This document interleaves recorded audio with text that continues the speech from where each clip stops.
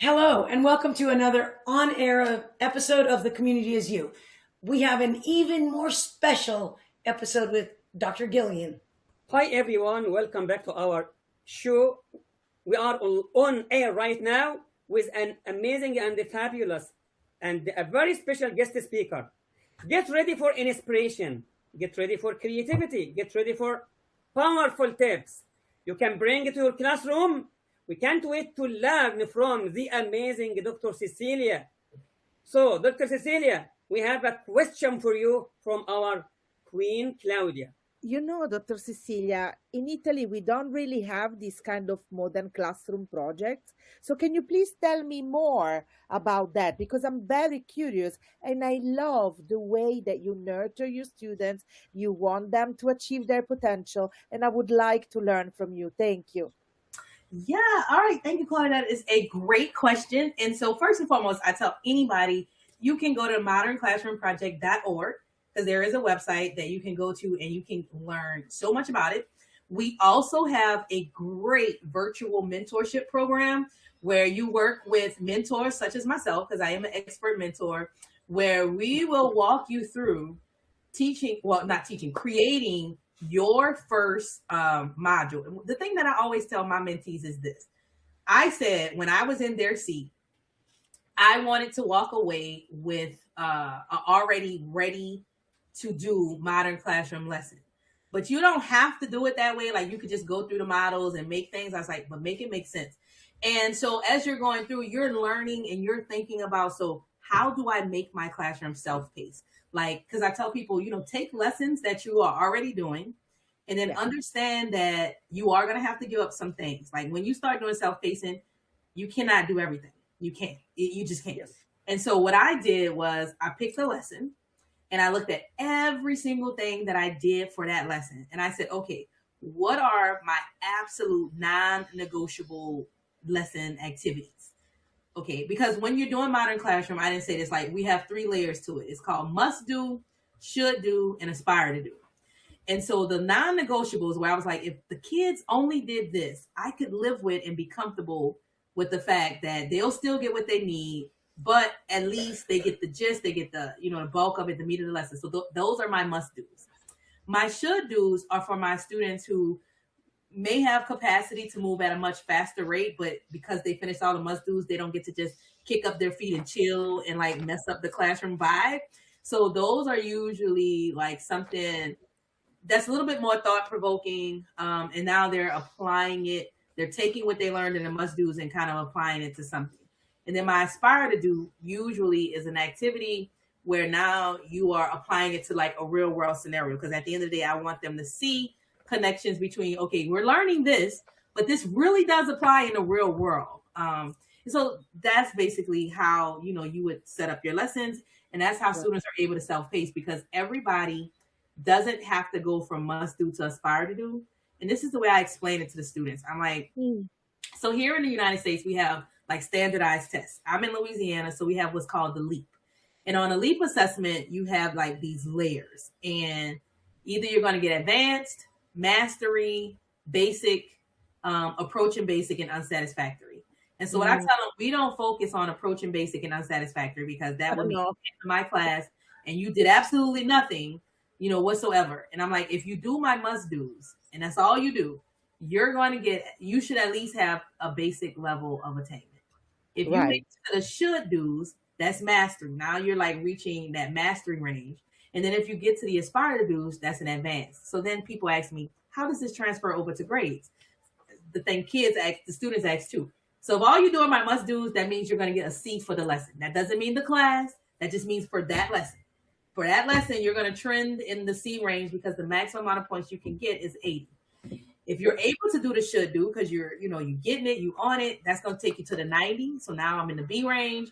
And then if you're able to do the aspire to do and you do it, well, that'll take you to 100%. And then you get an A for the lesson. Like I tell them, it's just like any grade. I said, every grade you get in this class, you're not going to get an A on, and that's okay. Because I'm trying to retrain their minds to get away from just this grade-based thing. I'm like, did you learn though? And just because I have a C doesn't mean that I didn't learn, and so I try to retrain their minds to understand that it's okay. Because I tell them I don't do everything perfectly. There are some things that, you know, I can get the gist of it, and there's some things I can go really deep and I can explain and I can do it really well. And I said, and that's how learning should be. But, you know, in the United States, everybody is so like point driven, number driven. And I find with this model, it's helping me to get them to see this is about your full potential and becoming a version of yourself. And then going back and relearning. If you don't do well on something, going back and like relearn. Thank you. I love every So real second. quick before they ask the next question, can you explain that they don't just go through the lessons, that there's actually a mastery check before they can go to the level up? I forgot to say, yes, there's actually a mastery check that the students take when they finish all of their must-dos. And in my classroom, because some people think self-pacing means they get forever. And no, we have deadlines within there, what I call hard deadlines and the soft deadlines. Soft deadlines are like what you're working towards, but I'm like, everybody has to be finished with this lesson by this date, because I have already vetted it out and I know about how much time it takes and how much extra time I'm willing to give for them to get there, because you do still have to hold students accountable, because some people think it's a free fall. I'm like, no, they don't get to come in January trying to turn in assignments that we were doing in August. That's not setting them up for success. But, you know, inside of there are parameters, and they get to do like, they get to track themselves. I use Wavio. Wavio is another good, really great app. I call it, to me, it's like a glorified to-do list, but it's really great for students so that they can see where they are in a lesson and when does the lesson end, because it gives them like a little roadmap as they're going through the lesson. But back to the main question. So yes, they take the mastery check. If they don't score at least an 80% or better on the mastery check, then they have to go back through the lesson. Those who score 80% or better, they are able to move forward. And I found with this model, like a lot of my students, they will come to me and they'll be like, hey, can I please go back and redo this? Can I please? And I'm like, yes, you want to, yes.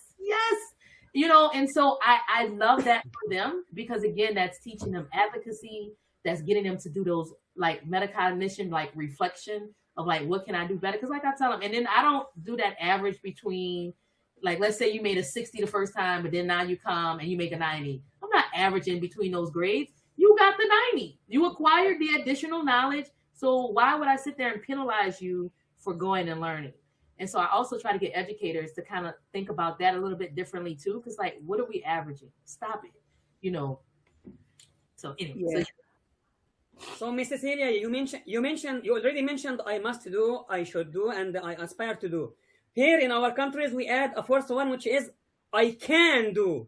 By the end of our everyday lesson, I have to ask my students, by the end of this lesson, can you imagine? Can you tell me what can you do by the end of this lesson? So you have to just to listen to me carefully, to check each and everything that has to be mentioned in our today's session. And by the end, every one of you should write in a piece of paper what you can do.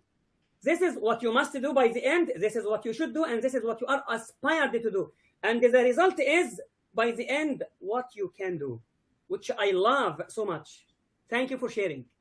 Yes.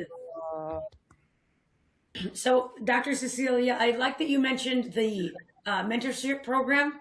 I have to like tell on myself. So I was so inspired by Modern Classroom Project because I had done blended learning, active learning, all of these trainings and, you know, workshops and everything. And I wanted to do it and I was doing it, but there was something not working. And so when I found out about the Modern Classroom Project courses we could take without the mentor even, I dove in and did those courses too, like everything else I do.